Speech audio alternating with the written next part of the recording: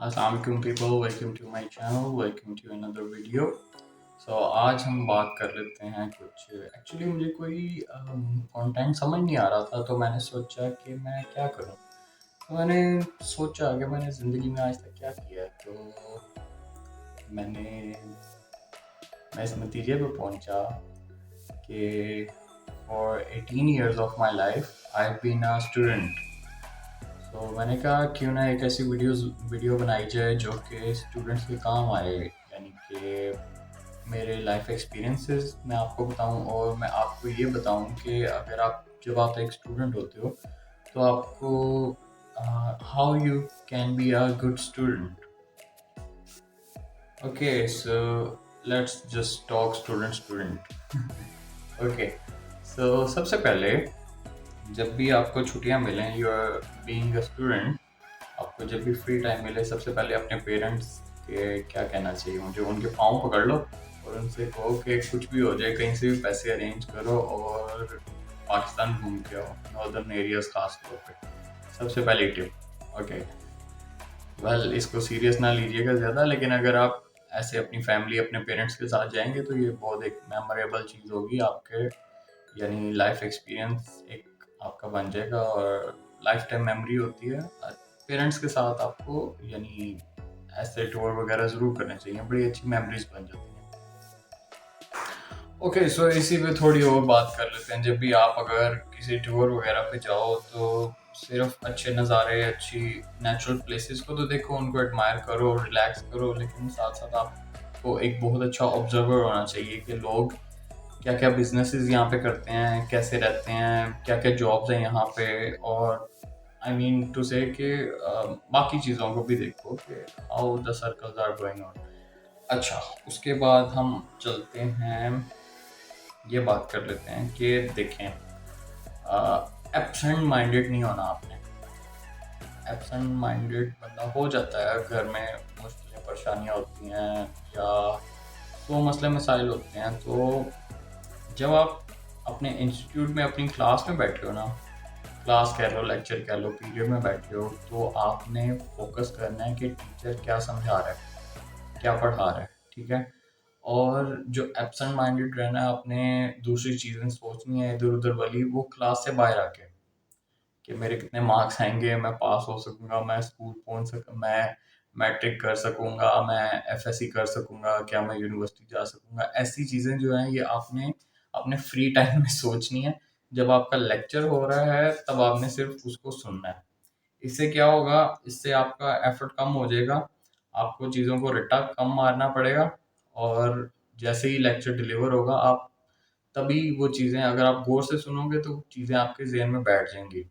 अच्छा, एक बहुत इम्पोर्टेंट टिप है। ख़ैर एक अफ़सोस की बात भी है कि हम, यानी कि हमारी नेशनल लैंग्वेज है उर्दू, लेकिन हमारा टोटल सिलेबस, हमारी टोटल जो पढ़ाई होती है वो होती है इंग्लिश लैंग्वेज में। अब इंग्लिश लैंग्वेज का एक बैरियर है, इसको मानना चाहिए।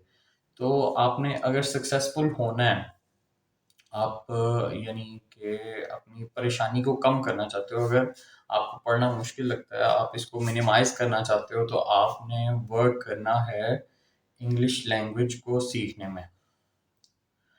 इससे आपके काफ़ी मसाइल हल हो जाएंगे। आप जो पढ़ रहे हो, सपोज आप कुछ रीड कर रहे हो, अपने साइंस का कोई चैप्टर रीड कर रहे हो, तो उसमें जो वर्ड्स आ रहे हैं, रट्टा मारने से बेहतर है कि आप उसको समझ लो, उसकी लॉजिक को समझ लो।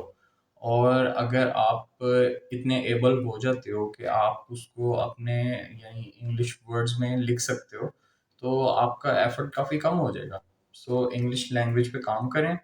अ, उसके लिए आप इंग्लिश की बुक्स पढ़ें, डिक्शनरी से हेल्प ले सकते हैं, आप अपने सीनियर से ले सकते हैं। और हाँ, सीनियर से, क्लास के अच्छे बच्चों से, अपने टीचर से हेल्प लेते हुए कभी हेजिटेट ना करें। उनसे आप बात करेंगे जब भी उनके पास टाइम हो, तो उनके साथ जाएं, उनके साथ बैठ कर डिस्कशन करें कि आपके क्या मसाइल हैं, ठीक है, और उनसे हेल्प लें। ये चीज़ आपके बहुत काम आएगी।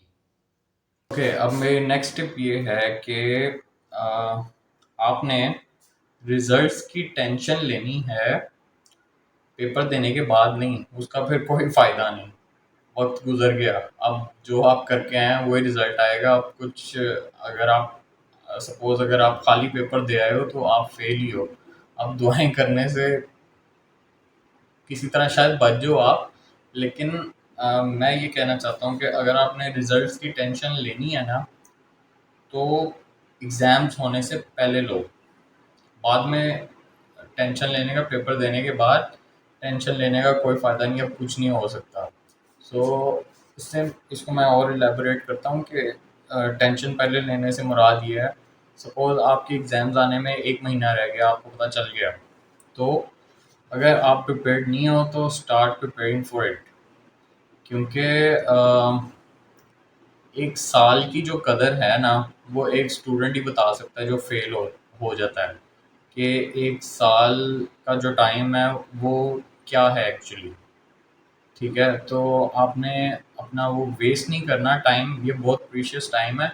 आपके पेरेंट्स के इसमें फंड्स फाइनेंसेस इन्वॉल्व होते हैं, तो आपने यानी इस चीज़ पे फोकस करना है और फेल होने से बचना है। तो उसका बेहतरीन हल है कि जब 2 महीने, 3 महीने, 1 महीना रह जाए तो आप उसकी प्रिपरेशन स्टार्ट कर दो। ठीक है, बेहतर यह है कि साथ-साथ आप रिवीजन करते रहें। ठीक है, जो भी आपको पढ़ाया जाए, अब मुश्किल लगता है, समझ नहीं लगी कोई चीज़, अगले दिन ही अपने टीचर के पास चले जाएँ कि ये बात की समझ नहीं लगी तो हमें इसके बारे में बताएँ। शर्माना नहीं है, घबराना नहीं है, ठीक है, वरना आप बहुत पीछे रह जाओगे। अच्छा, next thing is that Pakistan में लाहौर में मैंने जो देखा है, जैसे स्कूल में मैं पढ़ा था, वहाँ पे ना कोई स्पोर्ट्स, ना कोई डिबेटिंग ड्रामेटिक सोसाइटी वगैरह ऐसी चीज़ें कोई थी नहीं। ठीक है, बस आओ पढ़ो और घर जाओ। इवन के वहाँ क्रिकेट खेलना, अगर वो हम क्या नाम लेते हैं, एक कागज़ों का ऐसे बॉल बनाते थे, उसके ऊपर टेप करके और गत्ते के साथ अगर वो खेलते थे तो उस पे भी एतराज़ होता था स्कूल मैनेजमेंट को। तो मैं तो ऐसे स्कूल में पढ़ा हूँ, मैंने बहुत मिस किया कि मैं कोई यानी अब आके मैं रियलाइज़ करता हूँ कि काश मैं किसी ऐसे स्कूल में होता जहाँ पे ये एक्स्ट्रा करिकुलर एक्टिविटीज़ को भी इम्पोर्टेंस दी जाती। सो ये नहीं थी। अब मुझे बताएँ कि ऐसे स्कूल चल रहे हैं पाकिस्तान में, तो इनका फ़ायदा क्या है ऐसे स्कूल्स का? ये तो गधे बना रहे हैं बच्चों को। यानी होता क्या था, स्कूल से आप आए, वापस घर पहुँचे कोई डेढ़ ढाई बजे, ठीक है? उसके बाद आगे कारी साहब बैठे होते थे, उनसे सिपारा पढ़ो, ठीक है? और बच जाते थे कोई घंटा वो ले जाते थे, ठीक है? तो 3 साढ़े 3 बजते थे, तो जी बैग उठाओ, ट्यूशन पहुँच जाओ और वहाँ से छुट्टी होती थी 7-8 बजे। तो भाई साहब आप अपना शौक कब पूरा करोगे? अगर किसी को क्रिकेट खेलने का शौक है या कोई स्पोर्ट्स स्पोर्ट्स का शौक है तो कब पूरा करोगे? यानी जब आप ग्रेजुएशन वगैरह कर लोगे, जब आपकी उम्र गुजर जाएगी फिर करोगे। सो ये अजीब निज़ाम है, इस पे माँ-बाप को भी नज़रसानी करनी चाहिए कि ये बच्चों का यानी अगर किसी के अंदर टैलेंट गिर गया तो फिर यही बात रह जाती है कि आप फिर 100% रिस्क लो, ठीक है? या पढ़ाई कर लो या फिर आप स्पोर्ट्स वगैरह खेल लो। तो जिसके पेरेंट्स उसको सपोर्ट करेंगे कि जो चाहेंगे कि हाँ भाई मेरा बच्चा ले रिस्क और वो सिर्फ एक स्पोर्ट्समैन बने। एक बात कर रहा हूँ, आप क्रिकेट पसंद हो, फुटबॉल पसंद हो या हॉकी पसंद हो, तो यानी बैलेंस नहीं है इस रूटीन में ना, तो ये एक बैलेंस होना चाहिए। सो ये बात करने का मकसद ये था कि आप ऐसा स्कूल, ऐसा इंस्टीट्यूट चूज़ करो, जहाँ पे आप पहले जाके चेक कर लो, वहाँ एक्स्ट्रा करिकुलर एक्टिविटीज़ हैं, ठीक है? वहाँ पे ग्राउंड्स वगैरह होने चाहिए। अब ये चीज़ हमें या तो मिलती है बहुत ज़्यादा एक्सपेंसिव स्कूल्स में या फिर हमें ये गवर्नमेंट स्कूल्स में मिलती है। सो अ, ठीक है, गवर्नमेंट स्कूल्स वो अगर ये सारी चीज़ें वहाँ प्रोवाइड करते हैं तो बहुत अच्छा है, आपको वहाँ जाना चाहिए। वहाँ फ़ीस कम होती है। सो खैर वो एक बदनाम है, लेकिन बंदे को अपने फ़ोकस रखना चाहिए कि मैंने पढ़ना है, मैंने अपना काम करना है, बाकी जो भी मेरे इर्द-गिर्द हो रहा है होने दो उसको। ओके, सो पढ़ाई के साथ जॉब करना ये पाकिस्तान में बहुत ऑड समझा जाता है और दुनिया में ये आम चीज़ है, ठीक है? इस अगर आप कर लें तो इसमें कोई बुराई नहीं है, ठीक है? आप एक्स्ट्रा अर्न कर सकते हो सकता है आप इतना अर्न करने लग जाओ, एक तो आप स्किल सीखोगे, आप लोगों के साथ कैसे बातचीत करनी है वो मैनेजमेंट सीखोगे, ठीक है? और काफ़ी चीज़ें आप सीखोगे। सो अगर ऐसा हो जाता है तो कोई इसमें मसला नहीं है, पाकिस्तान में समझा जाता है, इसको बुरा समझा जाता है, दुनिया भर में ऐसे ही होता है, लोग खुद ही अर्न करते हैं और they are totally independent. During studies, during your student period, अगर आप कोई स्किल सीखना चाहते हो तो ये कोई बुरी बात नहीं है, you should go for it. अगर आप वीडियो मेकिंग सीखना चाहते हो, वीडियो एडिटिंग सीखना चाहते हो, आप ड्रोन कैमरा कैसे ऑपरेट होता है ये सीखना चाहते हो, these are not bad things. Instead कि आप घर में बैठ के जब आपको फ्री टाइम मिले स्टडीज़ के अलावा आप अगर पबजी खेल रहे हो या गेम्स और गेम्स खेल रहे हो और कोई प्रोडक्टिव काम नहीं कर रहे हो तो बेहतर है आप कुछ ऐसी चीज़ सीख लो, उसमें कोई बुराई नहीं है। कंटेंट राइटिंग है, उसके अलावा और यानी आप फ्रीलांसिंग सीख सकते हो, उसके बारे में सीख सकते हो, तो ये चीज़ें बुरी नहीं है। सो स्टडीज़ के साथ अगर आप स्किल सीख रहे हो कोई कहीं से, तो it's it's very good thing that you are doing. Student life में डिसिप्लिन, वेल डिसिप्लिन तो ऐसी चीज़ है कि थ्रू आउट योर लाइफ, किसी भी लाइफ में डिसिप्लिन अगर आ जाए तो वो उसको कहीं से कहीं ले जाता है। सही है, तो अ, बाकी ये है कि स्टूडेंट लाइफ में डिसिप्लिन बहुत ज़रूरी है, ठीक है? अगर डिसिप्लिन होगा तो आप ऐसे ऐसे मुकाम पे पहुंच जाओगे, ऐसी जॉब वगैरह या बिजनेस कर लोगे आप, यानी व्हाट शुड आई से, व्हाट एम आई सेइंग, हाँ, चलो इसको सिंपल रखते हैं कि आप ऐसी जॉब वगैरह पे पहुंच जाओगे कि you will be relaxed after you complete your studies. So discipline अपने अंदर लाएं, टाइम पे उठें सुबह, ठीक है, और टाइम पे सोएं रात को, अपना हर चीज़ को एक अ, एक उसका टाइम सेट कर लें और उसके मुताबिक उसको टाइम दें। ये नहीं कि अगर आपको पेरेंट्स नहीं आपके ऑब्ज़र्व कर रहे तो आप पूरा दिन अपने टैब पे या मोबाइल फ़ोन पे या कंप्यूटर पे लगे हुए हो, ठीक है? आप you have to be honest with yourself, ठीक है? और अगर आप ऐसा नहीं करोगे तो सबसे बड़ा नुकसान आप ही को होगा। चीटिंग ज़िंदगी में ना करना, चीटिंग कर कर के पास होते रहोगे तो ऐसी गंदी आदत पड़ जाएगी, कभी पढ़ के पास नहीं होगे, शॉर्टकट्स ही ढूंढोगे हमेशा। तो चीटिंग मत करना, इसके चक्कर में ना पड़ना, ठीक है? You have to be honest with yourself, ठीक है? अपनी तैयारी करें आप टाइम से पहले, टाइम अपनी अपनी सेल्फ असेसमेंट करें, ठीक है? अपने अपना टेस्ट खुद ही दिया करें, सही है? कि जो चीज़ आपको मुश्किल लगती है, ठीक है, उसको पढ़ें, उसके बाद आप खुद ही लिख के ऊपर क्वेश्चन लिख के सपोज कर लें जैसे आपको पेपर आया, ठीक है, और पेपर में वो क्वेश्चन लिखा हुआ है और आप उसका आंसर लिखें फिर, ठीक है, इससे आपकी सेल्फ असेसमेंट हो जाएगी। और लोगों से बात करें, ठीक है, इससे आपका कॉन्फिडेंस बेहतर होगा। उसके अलावा क्या टिप्स दूँ मैं आप लोगों को? हाँ, फ्रेंड्स बनाएं, अच्छे फ्रेंड्स बनाएं, देखें जैसे फ्रेंड्स आप बनाएंगे वैसे ही आप खुद बन जाएंगे। जैसे कि सपोज किसी का दोस्त अगर बॉडी बिल्डिंग कर रहा है ना, तो वो भी बॉडी बिल्डर बन जाएगा। किसी का दोस्त, सपोज मेरा दोस्त अगर उसको मोटरसाइकिल्स का शौक है ना, तो मुझे भी मोटरसाइकिल्स का शौक पड़ जाएगा। तो जैसे दोस्त आप बनाएंगे ना वैसे ही आपके इंटरेस्ट बनेंगे। एक बहुत इम्पोर्टेंट टिप, एक बहुत इम्पोर्टेंट मैसेज, कभी आपने किसी की बातों में नहीं आना।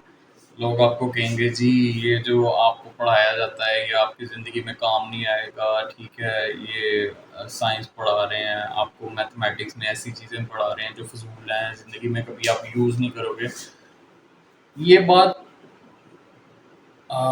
किसी एक्सटेंट तक ये बात ठीक है, सच भी है। अब ठीक है, हमें एक बोर्ड सेट करता है हमारे लिए, पैटर्न एक सिलेबस सेट करता है, ठीक है, ये बात किसी हद तक ठीक है, लेकिन आपने इस बात में नहीं आना है, इस बात को आपने एक कान से सुनना है, दूसरे कान से निकाल देना है और आपने रट्टा मार के या समझ के किसी तरह भी इस बात को याद करके, यानी जो भी आपका सिलेबस है उसको याद करके अपने बोर्ड के एग्ज़ाम्स में, यूनिवर्सिटी के एग्ज़ाम्स में आपने उसको लिखना है, सही है? तैयारी करके लिखना है, अगर आप पास होना चाहते हैं। ठीक है। सो ऐसे जो फिलोसफर्स वगैरह होते हैं उनकी बातों को एक कान से सुनना है, दूसरे कान से निकाल देना है। सही है। और इस बात पे ज़्यादा अमल नहीं करना कि कल को ये चीज़ें तुम्हारे काम नहीं आएंगी इनको पढ़ने का। भाई अब मजबूरी है, क्या करें।